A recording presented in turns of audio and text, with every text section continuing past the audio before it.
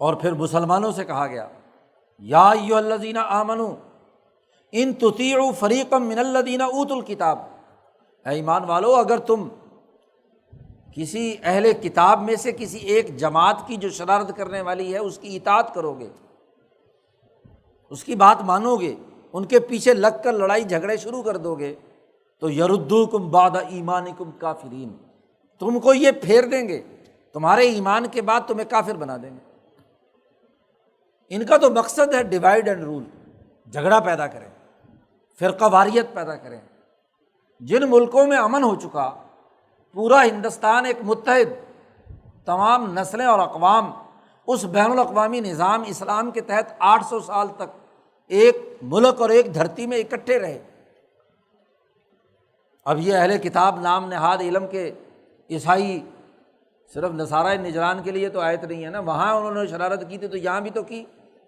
انہوں نے اپنے مطلب کے لیے یہاں ہندو مسلم جھگڑے کھڑے کیے، نسلی اور برادری کے جھگڑے کھڑے کیے، قوموں کے درمیان زبانوں کے اختلاف کی بنیاد پر جھگڑے کھڑے کیے، طبقات کی بنیاد پر لڑائی پیدا کی۔ تو مسلمانوں کو کہا گیا ہوش کے ناخن لو، تم اگر ان اہل کتاب کی عیسائیوں کی اطاعت کرو گے تو یہ تمہیں ایمان لانے کے بعد کافر بنا دیں گے۔ تو تشدد اور قتل و غارت گری نسلی یا قومی عصبیت کی بنیاد پر یہ اختلافات، یہ تو کفر ہے۔ اور وَكَيْفَ تَكْفُرُونَ، تم کیسے یہ انکار کر رہے ہو، وَأَنْتُمْ تُتْلَىٰ عَلَيْكُمْ آیات اللہ، تم پر اللہ کی آیات تلاوت کی جا رہی ہیں۔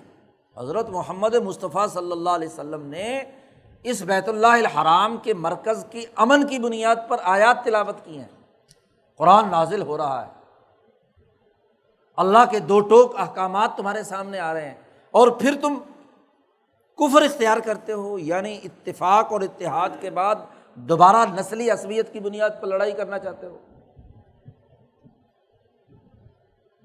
اور پھر ایک اور بڑی اہم بات، وَفِيكُمْ رَسُولُهُ، تمہارے درمیان رسول اللہ صلی اللہ علیہ وسلم موجود ہیں، ان کی موجودگی میں اگر تم نے اس وقت لڑائی شروع کی تو دنیا سے جانے کے بعد پھر تمہارا کیا حال ہوگا؟ لہذا قومی عصبیت اور نسلی عصبیت کا کی شرارت یہ اہل کتاب کرنا چاہتے ہیں، ان کی بات مت مانو، فرقہ وارانہ جھگڑوں میں مت الجھو۔ وَفِيكُمْ رَسُولُهُ، اور یاد رکھو وَمَن يَعْتَصِم بِاللَّهِ، جس نے اللہ کو مضبوطی سے پکڑ لیا، فقد ہدی الی صراط مستقیم، وہ سیدھے راستے کی طرف ہدایت دیا گیا۔ جو اپنے آپ کو اللہ کے سپرد کر دے تو ضرور اس کو، ٹھیک ہے رسول اللہ صلی اللہ علیہ وسلم اپنی طبعی زندگی دنیا سے گزار کر پردہ فرما جائیں گے، دنیا سے چلے جائیں گے، لیکن اللہ تو موجود ہے، تو اللہ کی آیات اور اس کی رسی کو تم مضبوطی سے پکڑے رکھو گے تو سیدھی ہدایت پر ہوگے۔ اور اگر اللہ کے احکامات کو چھوڑ کر تم نے قومی عصبیتیں اور نسلی جھگڑوں کی بنیاد پر لڑائی یا تفریق اور ڈیوائڈ اینڈ رول کی سیاست کے شکار بن گئے تو تمہارے لیے کفر ہے، غلط راستہ ہے۔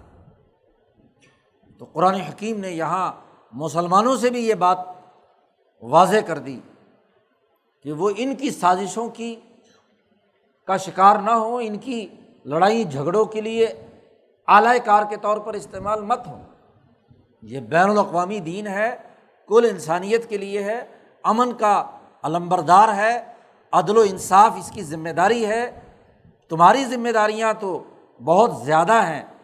اب یہاں سے قرآن حکیم نے اس عالمی پروگرام پر ایمان لانے والی جماعت کے جو بنیادی امور ہیں، اگلے رکوع سے قرآن حکیم نے اسے بیان کرنا شروع کیا ہے۔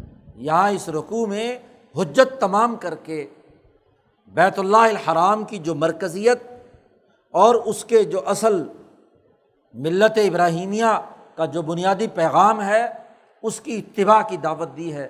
تو ابراہیمی تحریک کی اتباع کے بنیادی اساسی امور کیا ہیں اس کو قرآن حکیم نے یہاں آگے تفصیل سے بیان کیا ہے۔